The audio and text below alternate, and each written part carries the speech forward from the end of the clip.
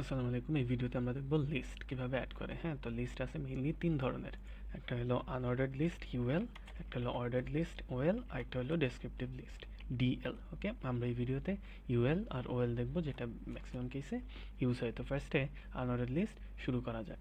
ওকে, তাহলে আমরা এখন দেখতেছি unordered list. Unordered list. Okay, তো আনঅর্ডার্ড লিস্ট কীভাবে শুরু করে? ইউএল। হ্যাঁ, ইউএল দিয়ে আনঅর্ডার্ড লিস্ট।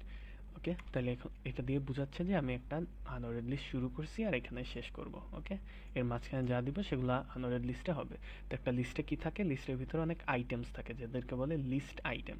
ওকে, তাহলে সেগুলো কি দিয়ে অ্যাড করে? সেগুলো এলআই দিয়ে অ্যাড করে। এটা দিয়ে কি বোঝায়? List item. ওকে, তাহলে আমি একটা ইউএল দিছি, মানে আনঅর্ডার্ড লিস্ট ওপেন করছি। আনঅর্ডার্ড লিস্টে যেসব আইটেম থাকবে আমি লিস্ট আইটেমের মধ্যে সেগুলো দিব। তো আমার মনে করা যাক যে আমি আসলে এখানে কিসের লিস্ট দিতেছি। তো একটা লিস্ট দিতেছি ঘরের বাজার আর কি কী কী লাগবে, লিস্ট অফ বাজার। আচ্ছা, তাহলে আমি ফার্স্ট দিলাম হলো আমার ভেজিটেবলস লাগবে। এরপরে একটা লিস্ট আইটেম হবে হলো ফিশ, মাছ আনা লাগবে। আর একটা আমি দিব আমার কিছু ওষুধ আনা লাগবে, পিলস। ওকে, তো আমি যদি দেই, এই যে আমার একটা লিস্ট ক্রিয়েট হয়েছে। হ্যাঁ, তো এলআইগুলা এখন এটা দেখেই বুঝতেছেন এলআইগুলা কি এক একটা ব্লক এলিমেন্টস কিন্তু। হ্যাঁ, কারণ আমি দেখেন এই পাশে যত জায়গায় আছে তারা কিন্তু ইউজ করে নাই, তারা নিচের লাইনে আসছে।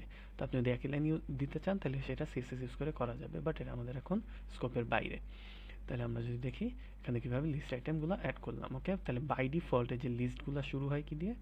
বুলেট সাইন দিয়ে। ওকে, যেটা এখানে আসলে বলে ডিস্ক।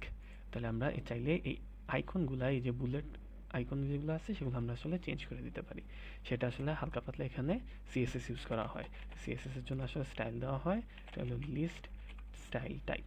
ওকে, তো এখানে আমরা যদি সার্কেল দেই তাহলে এটা আসলে কি আসবে? এটা সার্কেল হয়ে যাবে। ওকে, তাহলে ডিস্কের মতোই, জাস্ট ভিতরের অংশটা ভরাট হবে না। এটা সার্কেল আছে, আরও কিছু আছে, যেমন স্কোয়ার আমরা দিতে পারি। স্কোয়ার আছে, তো স্কোয়ার দিলেই যে একটা চারকোনা বক্স হবে, বক্সের মতো। আমরা যদি নান দেই তাহলে আসলে পাশে কিছুই থাকবে না, জাস্ট একটা লিস্ট হবে। ওকে, আর আনঅর্ডার্ড মানে কি সেটা তো আমরা জানি। আনঅর্ডার্ড মানে এটা জাস্ট কোনো অর্ডার নাই, নর্মালি জাস্ট আইটেম অ্যাড করা হয়েছে। আর অর্ডারগুলো তো 1 2 3 সেটা তো আমরা বুঝি। ওকে, তো এটা হলো আনঅর্ডার্ড লিস্ট।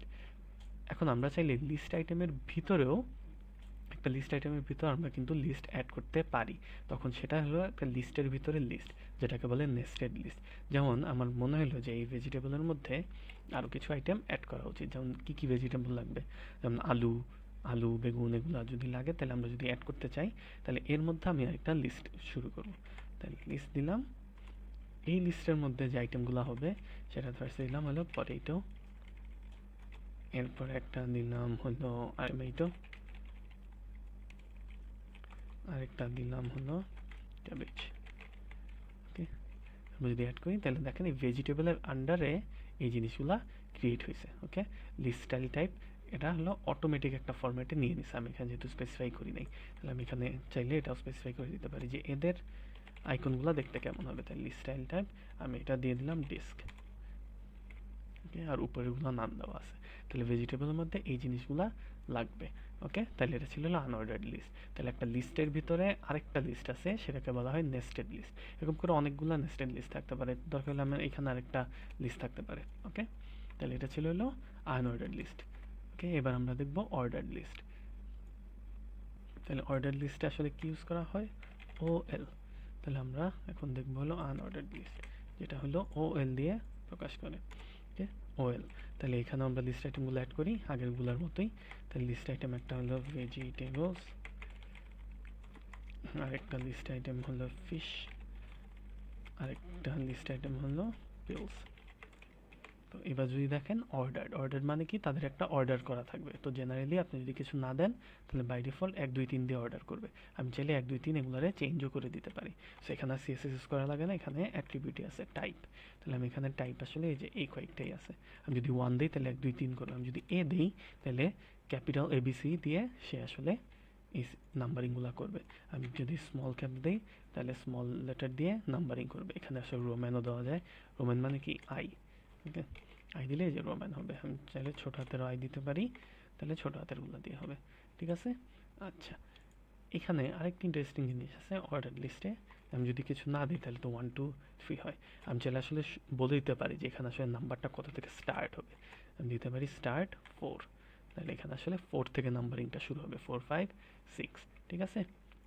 আচ্ছা, তাহলে এখানেও আসলে লিস্টের ভিতরে একটা লিস্ট অ্যাড করা যায় যেটা বলে নেস্টেড লিস্ট। আবার আমি চাইলে লিস্টটা রিভার্সও করে দিতে পারি। যেমন আমি যদি এখানে দিই রিভার্সড, তাহলে এটা আসলে কী হয়ে যাবে, উল্টায় যাবে, নাম্বারিংটা উল্টা দিক থেকে শুরু হবে। আমি চাইলে এখন স্টার্টটা স্পেসিফাই করে দিই, স্টার্ট হবে 10, তাহলে 10 9 8 উল্টা দিক থেকেও আমি স্টার্ট করতে পারি, সেটা কি দিয়ে, রিভার্স দিয়ে। তাহলে এটা ছিল হলো অর্ডার লিস্ট। আমরা চাইলে অর্ডার লিস্টের ভিতরে আরেকটা আনঅর্ডার লিস্টও ক্রিয়েট করতে পারি, আবার আনঅর্ডার লিস্টের ভিতরে অর্ডার লিস্টও ক্রিয়েট করতে পারি। ওকে, এই জিনিসগুলোও করা যায়। একই টাইপের লিস্ট দিয়ে অর্ডার অ্যাড করতে হবে এরকম কোনো মানে নেই। যেমন আমরা যদি এখানে দেখাই, যেমন আমি পিলসের ভিতরে আমি একটা আনঅর্ডার লিস্ট ক্রিয়েট করি।